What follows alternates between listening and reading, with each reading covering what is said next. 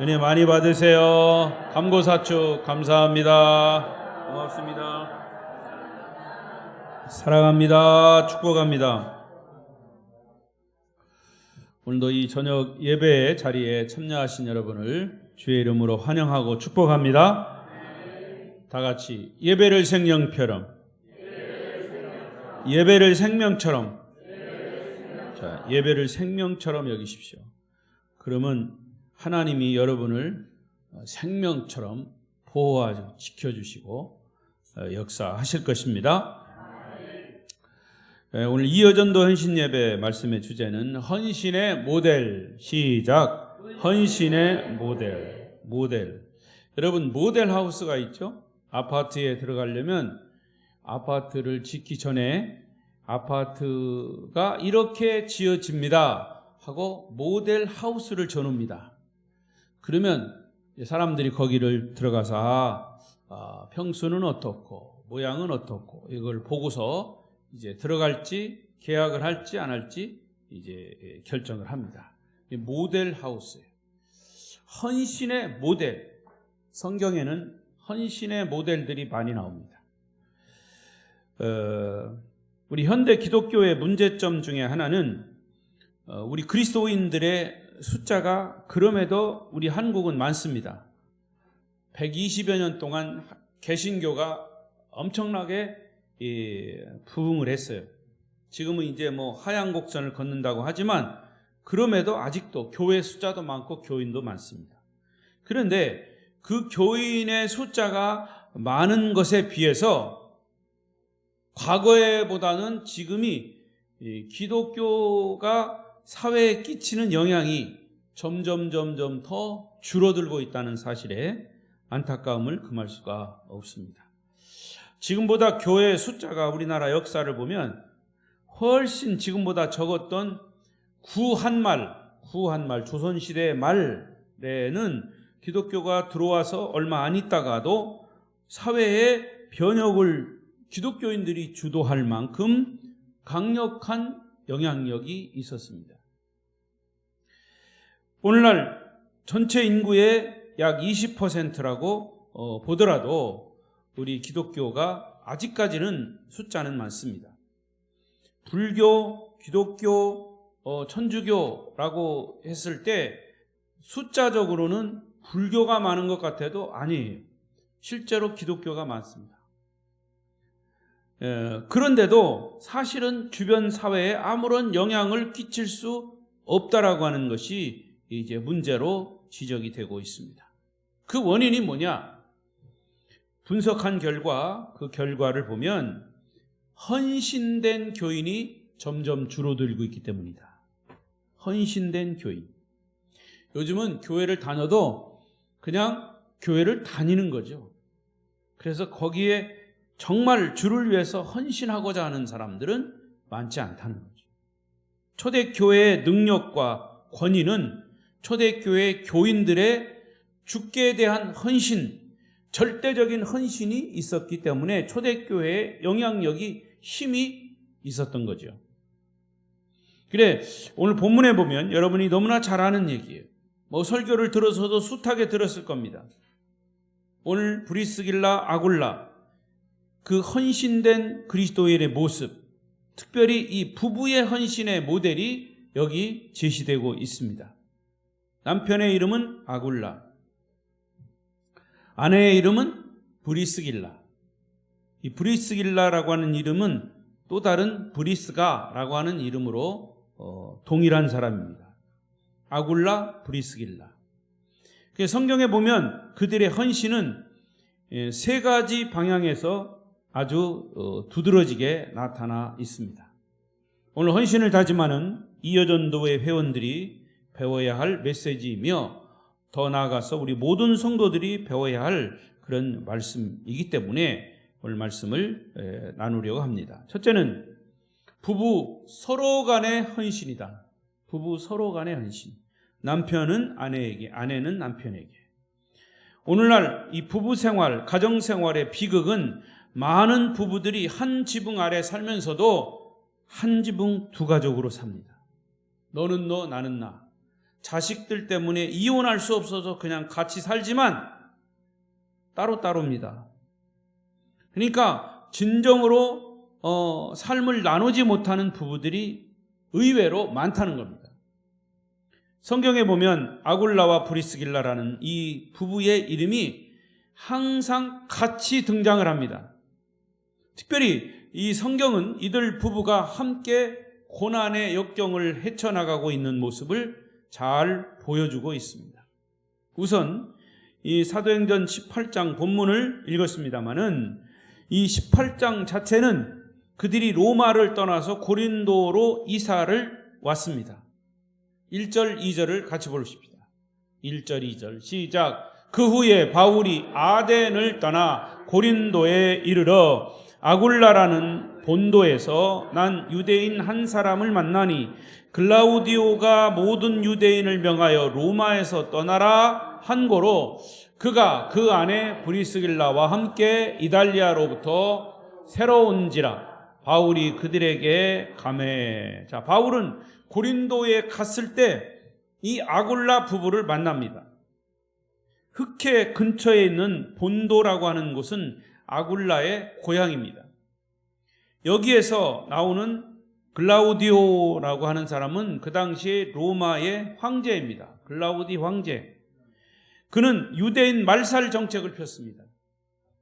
그래서 로마 황제 가운데 유대인 말살 정책을 핀 아주 흉악한 황제 중에 하나가 글라우디오입니다. 그래서 이 정책 때문에 로마에 있던 유대인들은 로마를 떠날 수밖에 없었죠.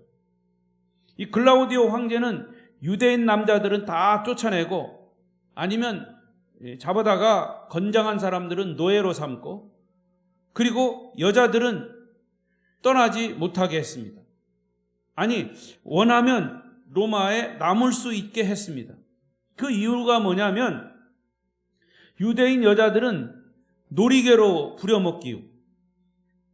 또 로마 정부에서는 이 여자들이 남으면 대우를 해주겠다고 그렇게 유혹을 했지만 대부분 이 유대자들은 그 특권을 거절하고 남아있으면 결국 종이 되고 로마 사람들의 놀이개로 전락하기 때문에 결국에는 남편과 함께 새로운 삶을 개척하기 위해서 로마를 떠나게 됩니다.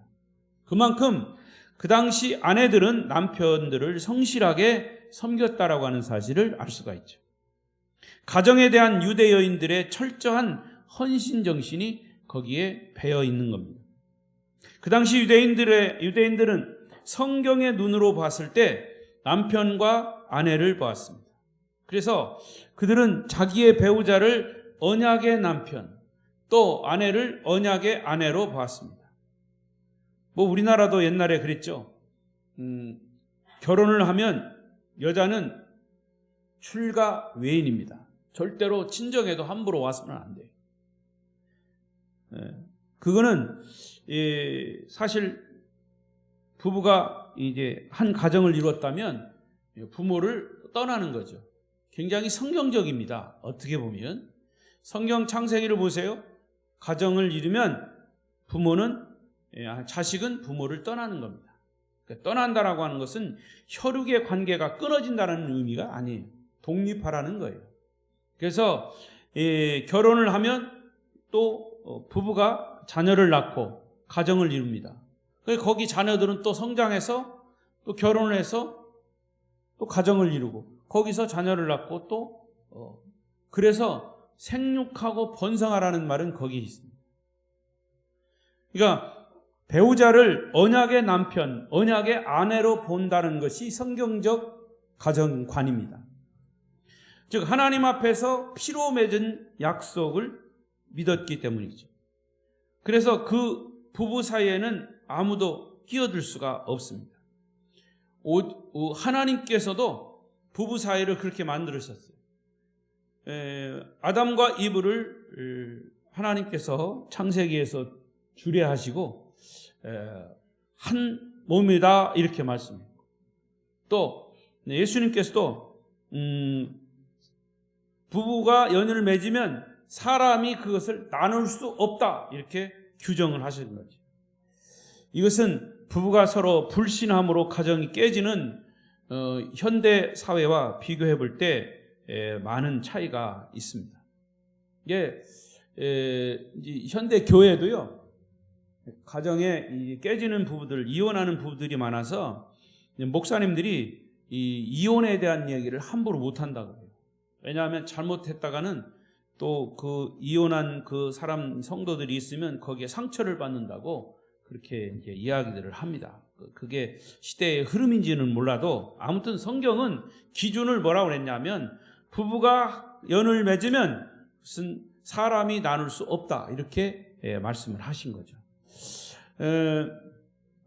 가정 문제는 경제 문제보다도 도덕적인 타락 때문에 성적인 타락, 이 한국 사회의 가장 무서운 암적 요소로 나타나고 있습니다. 남편과 아내가 서로 심각하게 불신하고 그것 때문에 수많은 가정들이 깨지는 이 시대에 비하면 오늘 본문에 등장하는 아굴라 브리스길라 이 부부의 모습은 굉장히 감동적인지 모릅니다. 이들 부부는 적어도 4번 이상 성경에 나오는 대로 보면 거주지를 옮겨 다닙니다.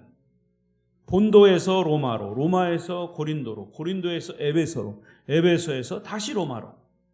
한 번만 이사를 해도 힘들 텐데 4번씩이나 거주지를 옮겨 다니면서 얼마나 많은 고난이 따랐을까 생각해 봅니다. 그러나 그들이 그렇게 4번씩 이사를 한 목적을 봐야 합니다. 목적. 그 목적은 복음을 전하는 바울을 돕기 위한 목적입니다. 왜 이사했다고요? 예. 조시면서도 대답은 잘하시네. 예. 복음을 전하기 위해서 이사를 했다는 거예요. 4번씩이나. 복음 전하는 것을 돕기 위해서.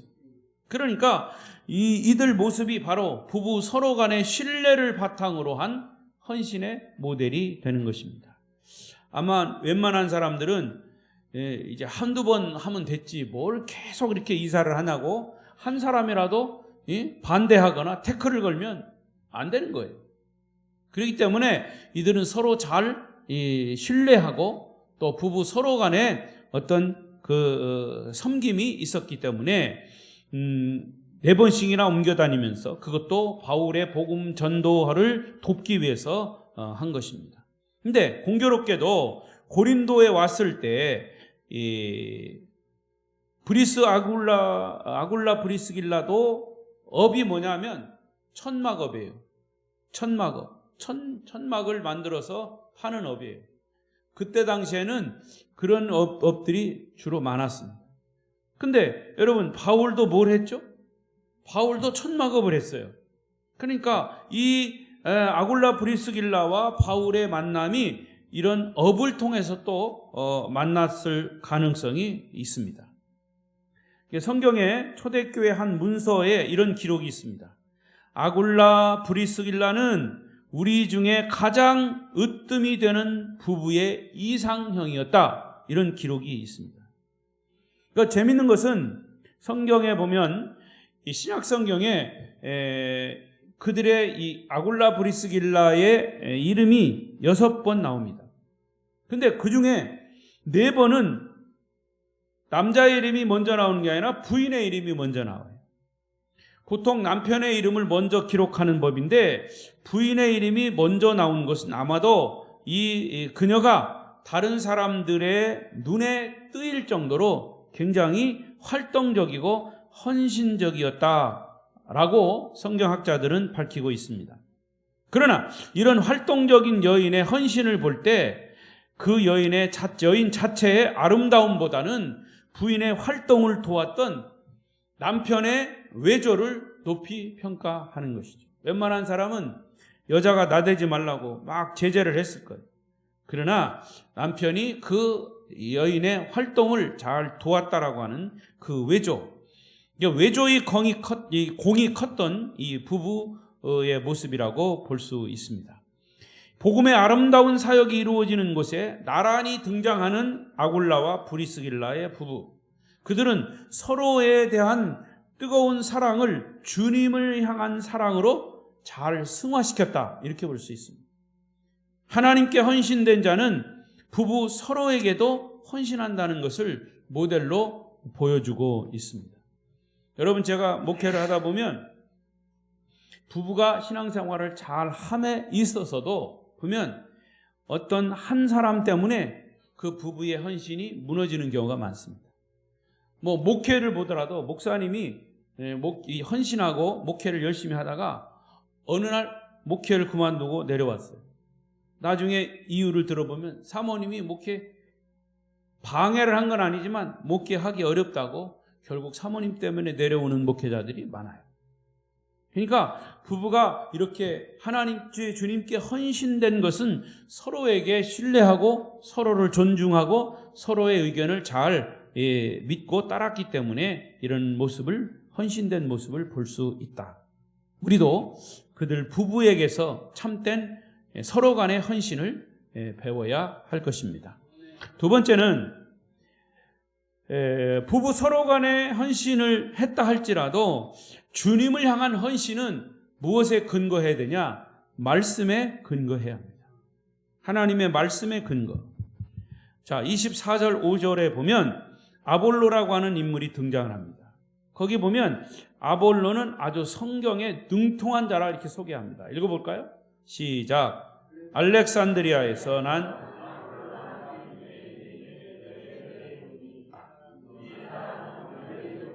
성경에 능통한 자라. 그가 일찍이 주의 도를 배워 열심으로 예수에 관한 것을 자세히 말하며 가르치나 요한의 세례만 알 따름이라. 여러분, 성경에 능통하다. 그런데 이 아볼로가 무엇만 알았다고 그랬어요? 요한의 세례만 알 따름이다. 자, 이 말은 조금 더 깊이 들어가면 요한은 물세례예요. 그러나 예수님은 무슨 세례를 줬어요? 성령 세례를 줬다. 이게 말씀에 능통해도 영적인 부분에 이게 기울어지면, 잘 모르거나 기울어지면 균형을 이룰 수 없다는 그런 뜻이에요. 자, 아굴라 브리스길라 부부는 아볼로의 설교를 듣게 됐습니다. 그의 설교는 논리적이고 성경적이고 언변이 뛰어나서 굉장히 웅변적이었습니다. 그러면 아굴라 브리스길라는 평신도입니다. 성경에 능통한 이 아볼로가 아주 설교를 잘했습니다. 그러면 일반적으로 볼 때 참 설교를 잘하시는구나, 박수를 치고 은혜 받았다고 했을 거예요. 그러나 이 부부는 아볼로라고 하는 이 젊은 청년의 설교에는 가장 중요한 요소가 빠졌다라고 하는 사실을 알았습니다. 복음적 요소. 아직 예수님을 통해서 거듭난 사실을 잘 모르고 있던 이 젊은 설교자의 설교를 들으면서 저 청년이 이 부분만 알면 얼마나 귀하게 주님께 쓰임받을 수 있을까라는 생각을 이 부부가 한 겁니다. 그래서 이 아굴라 부부는 설교를 들으면서 그 설교에 가장 중요한 핵심이 빠져 있다는 것을 아주 정확하게 찝어낼 수 있는 성경 실력이 뛰어난 부부였다는 사실을 또 우리가 알 수 있습니다. 그렇다고 이들 부부가 자기들의 성경 실력으로 남을 부끄럽게 하지는 않은 것입니다. 왜냐? 이들은 은밀하게 아볼로를 만났습니다. 자, 26절에 보세요. 26절에 보면 시작. 그가 회당에서 담대히 말하기 시작하거늘 브리스길라와 아굴라가 듣고 데려다가 하나님의 도를 더 정확하게 풀어 이르더라. 브리스길라 아굴라가 듣고 데려다가, 이 데려다라고 하는 언어에 보면 잘 존중해서 모셔다가 그런 의미가 있습니다. 젊은 사람이지만 성경에 능통한 설교자이기 때문에 그를 존중해서 조용히 얼마든지 당신 속에 이 복음의 핵심 요소가 빠졌다고 이렇게 막 떠버릴 수도 있는데 그렇게 하지 않았다는 거죠. 모셔다가 하나님의 도를 더 정확하게 풀어서 일렀다 그 말이에요. 그들은 아볼로라고 하는 청년을 불러서 함께 말씀의 교제를 나누면서 예수 그리스도를 통해서 변화될 수 있는 삶의 위대한 가능성을 이야기한 것입니다. 이것은 이미 이 부부가 하나님의 말씀에 헌신이 되어 있는 거죠. 그래서 마침내 아볼로는 온전한 설교자가 되어서 활동하게 된다는 이야기가 오늘 본문 28절에 증거로 기록되어 있습니다. 28절 읽어요. 시작. 이는 성경으로서 예수는 그리스도라고 증언하여 공중 앞에서 힘있게 유대인의 말을 이기미러라. 그러니까 아볼로가 더 힘있게 말을 전할 수 있었던 것은 브리스길라 아굴라가 이 아볼로의 아볼로를 불러다가 잘 성경의 핵심적인 부분을 이야기했기 때문이다라는 얘기입니다. 성경을 자세히 관찰해 보면 아굴라 부부가 설교를 했다는 얘기는 없습니다. 이 정도 평신도가 정말 성경에 능통했다면, 또 성경을 잘 이렇게 아볼로처럼 성경을 잘 알고 했다면 얼마든지 설교를 했다고 이야기가 나왔을 텐데 그렇게 하지는 않은 것이죠. 그들은 평신도로서 설교자들에게 영향을 끼치는 사람들이 아니었나 봅니다. 겸손한 사람들이죠. 아굴라 부부는 이렇게 말씀으로 무장한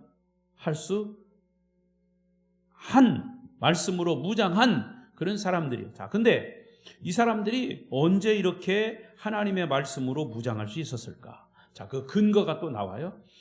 18장 11절에 보십시다. 11절 시작.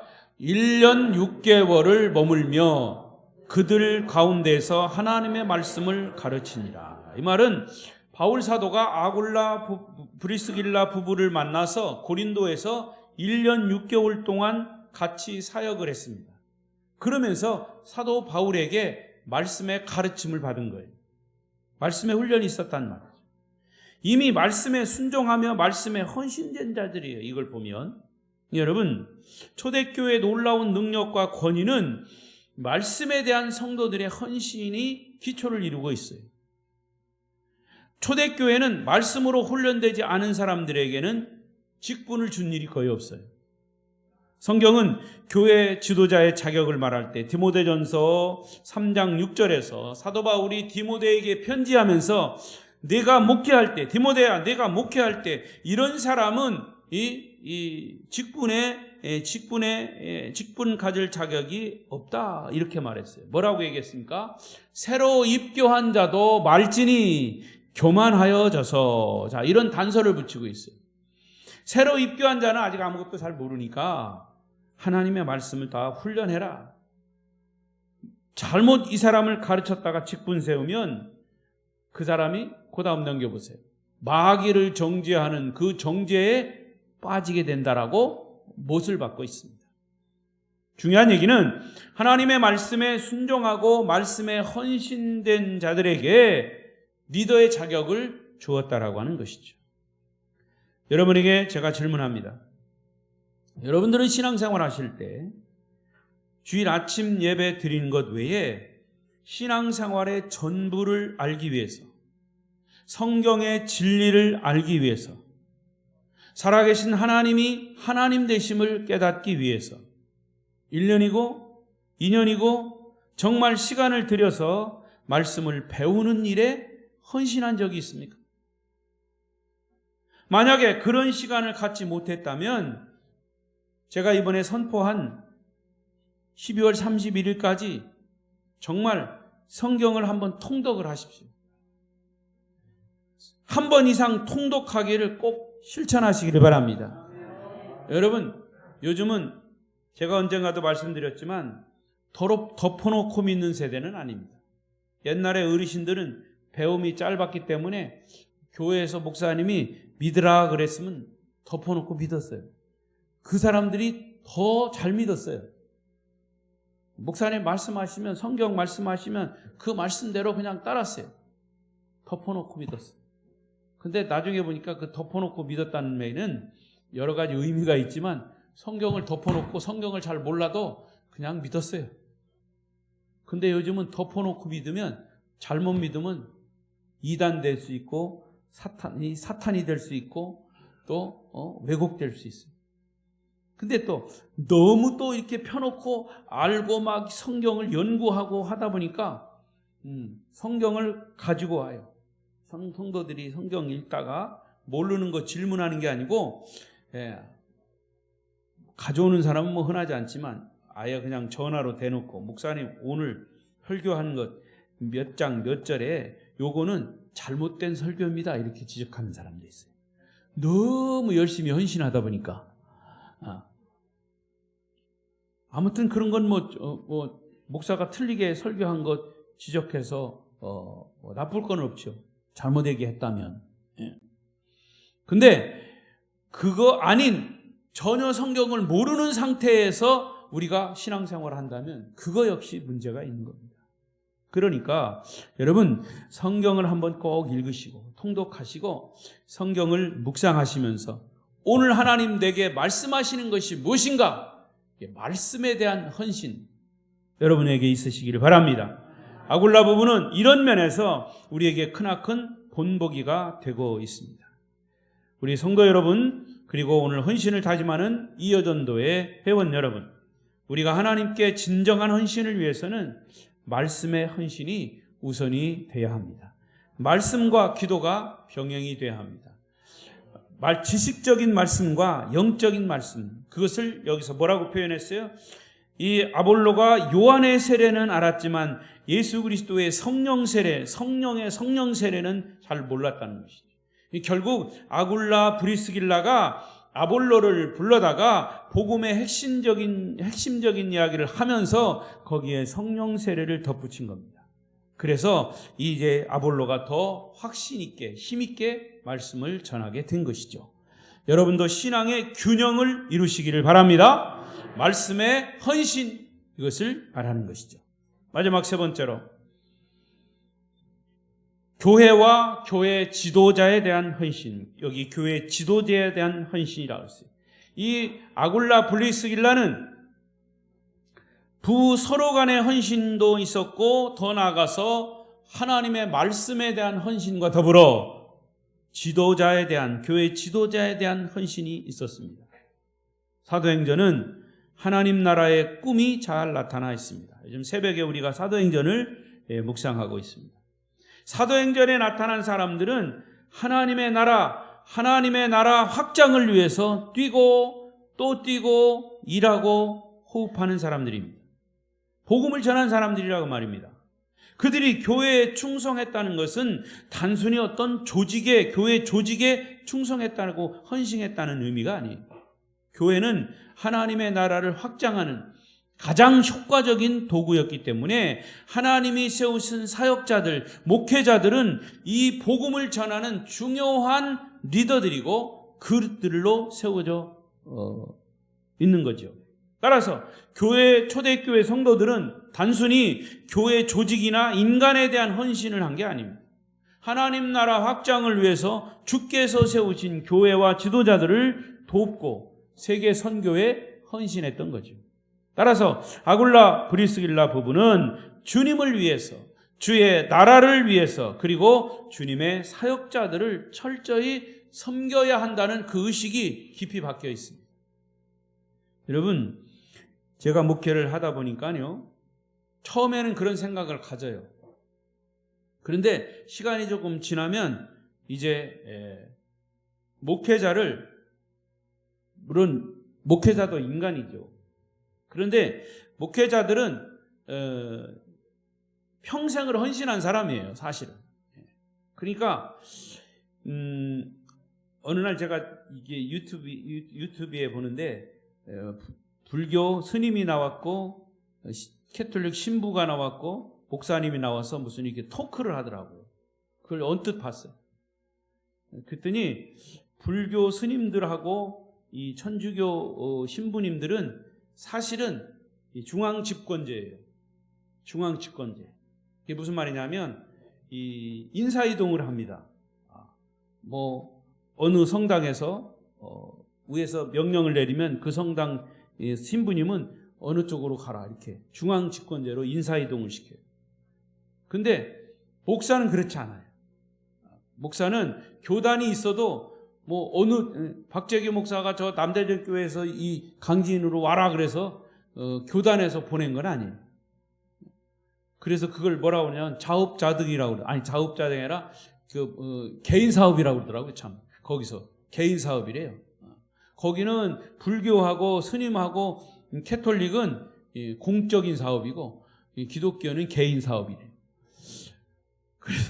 그래서 그러면서 그게 다 장점도 있고 단점도 있다. 뭐 이렇게 얘기합니다. 그러니까 여러분 이 사역자들에 대한 그 헌신도 우리 한국 기독교 다른 교단은 말고 우리 성결 교단만 하더라도요. 약 3,000교회 된다 할지라도 거기에 자립하는 교회들이 굉장히 소수입니다. 우리 전남 이 동지방만 해도 한 40개 교회 되는데 거기에서 거의 3분의 1 정도만 자립하고 나머지 3분의 2는 미자립이에요. 교인들도 적고 그 재정적인 것도 사실은 많이 부족하죠. 그래서 우리 아름다운 교회도 우리 자립하면서 우리가 할 수 있는 깜냥껏 역량껏 어려운 교회들을 돕고 우리가 선교하는 거죠. 그래서 여러분의 선교비가 굉장히 중요한 역할을 하는 거예요. 자, 그런 의미에서 이 주님의 사역자들을 철저히 섬겨야 한다는 그런 의식, 그 사람을 섬기는 건 아니에요. 근데 자칫 그런 의식을 가진 사람들이 있어요. 당신은 돈 받고 우리 성도들이 헌금하는 돈 받고 일하는 사람 아니냐. 그러니까 우리에 의해서 좌지우지 된다라고 생각을 하는 사람들도 생각밖에 많아요. 그래서 슬픈 얘기지요. 그러나 오늘 성경에 보면 18절에 보면 바울이 1년 6개월 이상 고린도에서 사역한 이후에 그 도시를 떠나는 장면이 나와요. 자, 브리스길라 아굴라의 모습을 여기서 보십시오. 시작. 바울은 더 여러 날 머물다가 형제들과 작별하고 배 타고 수리아로 떠나갈새 브리스길라와 아굴라도 함께 하더라. 바울이 일찍이 서원이 있었으므로 겐그리아에서 머리를 깎았더라. 바울이 고린도를 떠나 에베소로 갈 때 누가 같이 갔어요? 아굴라 부부가 함께 동행했다. 그들은 단순히 동행한 것이 아니라 바울을 따라서 고린도로 이사를 간 거예요. 왜 이사를 간 거예요? 바울이 불쌍해서 도우러 간 게 아니고 바울이 사역하는 복음 사역을 돕기 위해서 간 거라 그 말이에요. 자, 근데 여기서 겐그레아에서 바울이 머리를 깎았다. 여기에 대한 신학자들의 여러 가지 이야기가 나오지만 머리를 깎았다라고 하는 것은 성경에 깊이 이야기는 밝히지 않고 있지만 이 사도 바울이 복음을 전하면서 많은 도전을 받았어요. 특히 자기 동족인 유대인들이 바울을 죽이기 위해서 군사를 동원해가지고 매복을 하면서 바울을 죽이려고 굉장한 복음 증거에 도전이 있었다고 말해요. 거기에 많은 소위 요즘 말하는 스트레스를 받은 거예요. 그러니까 바울은 순간순간마다 고민이 많았고 거기에 대한 그 염려와 걱정이 많았다고 하는 것이 각 서신서에 잘 나타나 있어요. 사도행전에 여기 보면 머리를 깎았다라고 하는 그만큼 바울은 복음 전도에 많은 방해 요소가 있었기 때문에 거기에 대해서 영적인 그 도전을 이기기 위해서 스스로 결단하고 또 결단하고 또 결단하는 그런 흔적이죠. 거기에 이 브리스길라 아굴라 부부가 함께 동행했다라고 하는 것은 그 바울에게 있어서 큰 격려가 되고 위로가 된 거죠. 바울이 에베소에서 복음을 전한다고 하니까 이들 부부도 에베소의 복음화를 위해서 함께 가겠다고 사실은 자기들의 사업을 정리하고 따라간 거예요. 여러분, 요즘 그런 교인이 어디 있습니까? 사실은 세계의 선교를 위해서 자기 사업까지 정리할 수 있는 이런 용기와 결단으로 교회와 사역자들에 대한 헌신이 감동적이잖아요. 저는 목회를 하면서 많은 성도들이 이사하고 감사 예배를 드리는 경우를 경험했습니다. 그럴 때마다 혼자 그런 생각을 했어요.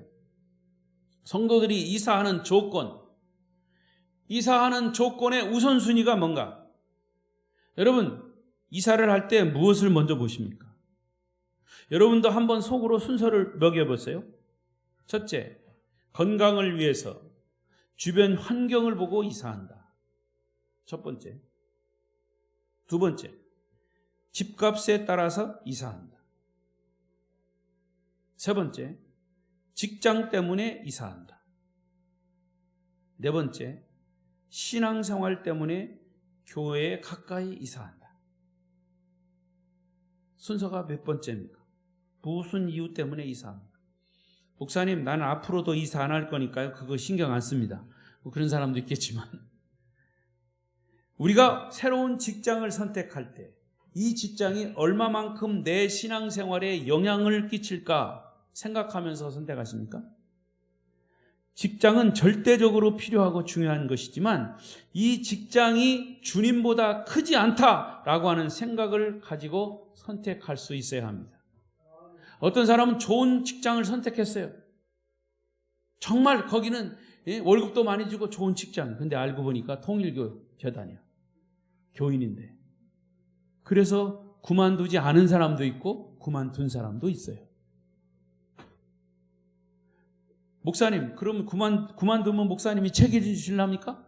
아니, 제가 책임은 못 지지만 신앙생활의 양심에 따라서 직장도 선택하라 그 말이에요.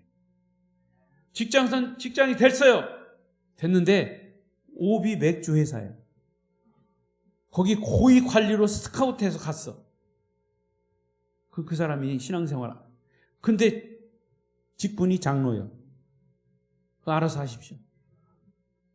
여러분이라면. 그러니까 그런 얘기라, 예를 들어 그렇다는 얘기. 주님과 복음을 위해서는 자기들의 삶의 현장까지도 바꿀 수 있는 사람들이 브리스길라 아굴라였어. 그래서 용기를 가지고 세계를 가슴에 품고 나아갔던 초대 그리스도인들의 놀라운 이 헌신을 우리가 배워야 한다. 우선 우리가 무엇을 우선순위로 하고 무엇인가를 먼저 판단하는 분별력이 필요하다 그 말입니다. 아굴라 부부는 에베소에서 한동안 사역한 후에 에베소를 떠납니다. 이제 아굴라 부부가 어디를 향하고 있나 보십시오. 고린도전서 16장 19절에 보면 로마에서 다시 고린도 교회를 향해서 이런 편지를 썼어요. 바울이 시작. 아시아의 교회들이 너희에게 문안하고 아굴라와 브리스가와 그 집에 있는 교회가 주 안에서 너희에게 간절히 문안하고. 자, 이때는 아굴라 부부는 로마로 다시 이사한 이후였습니다. 이들 부부는 글라우디오 황제가 죽은 이후에 세계 수도였던 로마로 다시 복음을 전하기 위해서 갑니다. 바울을 돕기 위해서 가는 거예요. 여기 로마의 성도들은 어디에 모였느냐? 이 말씀에 의하면 아굴라의 집을 교회 예배당으로 공개해서 모이고 있습니다. 여기 나오죠? 너희에게 문안하고 아굴라와 브리스가와 그 집에 있는 교회가 아굴라와 브리스길라의 집을 교회로 공개했다. 예배드리는 장소로 공개했다는 겁니다. 초대교회는 큰 건물을 가질 이유가 없었어요. 성도의 집, 아굴라 집에서 성도들이 모인 겁니다. 이것도 보통의 헌신이 아니에요. 주님을 위해서 자기들의 개인적인 가정의 삶을 다 한다는 것은 쉽지 않은 거죠. 적은 숫자의 초대 교인들이, 그리스도인들이 복음으로 로마 제국을 무너뜨리고 세계를 변화시킬 수 있었던 것은 바로 아굴라 부부의 이런 헌신이 있었기 때문이다. 여러분, 로마는요, 1000년의 역사를 가지고 있는 거대한 세계 최강의 나라였습니다. 이 로마가 1000년, 이 로마가 무너진 것은 타락 때문이죠. 근데 이 로마 시대의 1000년 시대에 가장 핍박을 받았던 사람들이 누구냐? 교인들입니다. 그래서 지금도 저기 로마에 가면 지하 동굴, 지하 무덤이라고 해요. 카타콤베라고 그래요. 카타콤. 그 카타콤이 지하 무덤이 아니고 사실은 초대 교인들이 그 박해를 피해서 땅굴 속을 파가지고 그 속에 들어가서 생활한 것이 바로 지하 동굴입니다. 지하 무덤이에요. 근데 그러나 그 거대한 로마 제국, 천년의 로마 제국이 무너지고 그 교인들을 핍박했던 로마 제국이 다시 180도 바뀌어서 기독교를 국교화했다라고 하는 사실. 이것은 어떤 힘으로 된 것이냐? 바로 이 초대 교인들의 헌신 때문이죠. 목숨 거는 헌신, 순교의 정신을 가진 헌신 때문에 이 로마 거대한 천년 제국이 무너진 겁니다. 아굴라 부부의 계속된 헌신을 증언하는 말씀이 로마서 16장 3절에 나옵니다. 시작. 너희는 그리스도 예수 안에서 나의 동역자인 브리스가와 아굴라에게 문안하라. 바울은 아굴라 부부를 동역자라고 부르고 있어요. 그리고 4절에 보면 그들은 내 목숨을 위하여 자기들의 목까지도 내놓았나니 나뿐 아니라 이방인의 모든 교회도 그들에게 감사하느니라. 아굴라 부부는 복음을 전하는 사도 바울을 위해서 자기들의 목숨까지 내놓았다 말합니다. 여러분, 요즘 얼마나 많은 한국 교회 목회자들이 바울과 같은 이런 고백을 할 수 있을까? 한국 교회 많은 목회자들이 나는 평생 목회하면서 그들처럼 헌신한 사람은 못 봤다. 나는 그들의 헌신, 그분들의 헌신이 있었기 때문에 내가 이렇게 목회에 정말 승리할 수 있었다. 그들의 헌신과 그들의 이 도움 때문에 내 목회가 정말 능력이 있었다. 이렇게 말할 수 있는 그런 사람들이 얼마나 될까?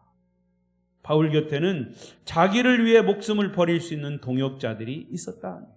하나님 나라 확장을 위해서, 예수 그리스도의 생명의 복음 증거를 위해서 목숨을 함께 나눌 수 있다는 의식, 이것은 초대교회의 놀라운 하나됨의 정신이고 힘이었던 것이죠. 결국 바울이 사도로서의 역할을 할 수 있었던 것은 이런 헌신적인 성도들이 주변에 있었기 때문에, 또 이런 섬김의 정신을 가지고 바울 복음 사역을 지원했기 때문에 바울의 세계 선교가 가능했다는 사실입니다. 여러분, 이런 맥락에서 오늘 헌신을 다짐하는 우리 제2여전도 회원들과 우리 아름다운 교회 성도 여러분, 지금까지 20여 년 동안 여러분의 헌신 때문에 우리 아름다운 교회가 든든하게 건강하게 세워져 왔음을 믿습니다. 그러나 여기서 멈추지 않고 복음으로 하나 되어서 아굴라 브리스길라 부부처럼 교회와 목회자의 동역자로서 역할을 감당할 수 있기를 바랍니다. 그런데 제가 지난 새벽에도 말씀드렸습니다. 박재기 목사님의 목회 철학을 이제 집대성에서 이야기한다면 어떻게 말하고 싶습니까? 저는 제 목회 철학, 이것은 다른 거 없어요. 예수를 몰랐던 사람을 예수 믿게 해가지고 복음으로 거듭나게 해서 복음으로 신앙이 성장하고 복음으로 신앙생활을 성숙하게 하고 그리고 복음으로 충만한 삶을 살게 하는 것, 이렇게 한 문장으로 요약할 수 있습니다. 그래서 제가 자주 강조하는 게 뭐냐면, 여러분, 우리 아름다운 교회 20여 년 동안 제1대 목회자는 홍충식 목사님, 제2대 목회자는 박재규 목사, 제3대 목회자는 나도 몰라. 그러나 그 목회자를 통해서 여러분이 받은 말씀이 무엇입니까? 그거를 보라고 말이에요. 그것은 다름 아닌 복음일 것입니다. 그래서 사람들은, 목회자는, 지도자는 이렇게 역사를 따라 지나가지만 우리 아름다운 교회에 남아있는 것, 특히 여러분 성도들의 마음속에 남아있는 것은 오직 복음만 남아있어야 합니다. 그렇다고 박재기 목사를 그냥 싹 잊어버리라는 얘기는 아니에요. 아니, 잊어버려도 좋아요. 그러나 여러분 마음속에 복음만이 남아있어야 합니다. 저는 평생 그거를 그렇게 목회로 삼아했어요. 잘 보십시오. 2019년도에 제가 왔습니다. 2020년도에 여러분 표가 뭔지 아십니까? 모르죠? 복음으로 거듭나는 교회. 그 이듬해 복음으로 복음으로 성숙한 것은 금년이고요. 2021년도는 뭡니까? 뒤에는 생각 안 나도 다 복음은 들어갔어. 복음으로 성숙하고 거듭나고 성장하고 충만하고 복음으로 성숙하고. 내년도에는 답이 나와 있어요. 복음으로 충만한 걸 했죠, 참 작년에. 그러니까 내년에는 이제 역시 복음자가 들어갈 겁니다. 이건 뭐냐? 계속 그렇게 얘기하는 거는 여러분의 마음속에 복음이 있어야 된다는 거예요. 복음으로 내 삶을 유지해야 되고 내 신앙생활을 유지해야 됩니다. 말씀 뵙겠습니다. AD 313년 기독교를 박해하던 로마 제국, 천년 로마 제국은 기독교를 국교로 인정하는, 공인하는 AD 313년, 이것은 밀라노 칙령이라고 하는 이 로마 황제가 지금부터 로마는 기독교를 국교로 한다, 이런 칙령을 내립니다. 그래서 바뀌어요. 그래서 기독교가 겉으로 부상을 합니다. 지하에 들어갔던 기독교가 다 국교로 하기 때문에 사람들이 다 거기서 나와요. 그리고 이제 그때부터 복음을 전하기 시작합니다. 거기에 누가 있었냐 하면 중심에 바울이 있었던 거죠. 그리고 바울을 도왔던 아굴라, 브리스길라와 같은 헌신된 부부가 있었던 겁니다. 여러분, 오늘의 아굴라 브리스길라는 과연 어디 있을까요? 여러분은 이 시대의 브리스길라와 아굴라가 되기 위해서 주님 앞에 새로운 결단, 또 다른 결단, 절대의 헌신을 결단할 용의는 없으신지요? 주님은 우리를 위해 목숨을 내주셨습니다. 그리스도의 피 흘림으로 말미암아 저와 여러분은 영원한 생명을 얻고 삶의 의미와 이유를 찾은 것이죠. 이제 다시 한번 주님 앞에 결단하십시다. 하나님, 제가 주님 앞에서 헌신하기로 새롭게 결단합니다. 원하시면 나를 어떻게든지 사용해 주십시오. 저를 사용해서 그리스도의 복음이 이 땅에 전파되고 사람들이 변화받아 주님을 영접하는 데 사용하옵소서. 그렇게 고백하고 결단하는 저와 여러분, 아름다운 교회 성도, 우리 제2 여전도의 회원들이 되시기를 축복합니다. 기도하십시다.